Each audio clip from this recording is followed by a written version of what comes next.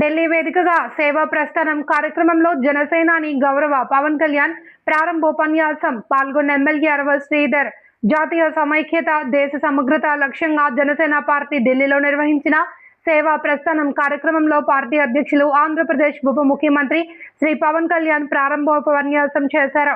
ఈ కార్యక్రమంలో ఎంపీలు ఎమ్మెల్యేలతో పాటు రైల్వే కోడూరు నియోజకవర్గ శాసనసభ్యులు అరవ శ్రీధర్ పాల్గొన్నారు. జనసేన పార్టీ ఎల్లప్పుడూ దేశ ప్రయోజనాలకే ప్రాధాన్యత ఇస్తుంది అని పవన్ కళ్యాణ్ స్పష్టం చేశారు. తెలంగాణ రాష్ట్ర ఏర్పాటును జనసేన ఎప్పుడూ వ్యతిరేకించలేదని, అయితే కాంగ్రెస్ పార్టీ రాష్ట్ర విభజనను నిర్వహించిన తీరుపై మాత్రమే అభ్యంతరాలు వ్యక్తం చేశామని తెలిపారు.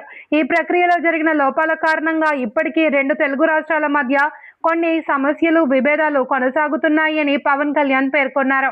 ఈ కార్యక్రమం ద్వారా దేశ సమైక్యత, జాతీయత, రాజ్యాంగ విలువల పరిరక్షణలో జనసేన పార్టీ తన నిబద్ధతను మరోసారి చాటి చెప్పింది అని పార్టీ నాయకులు పేర్కొన్నారు.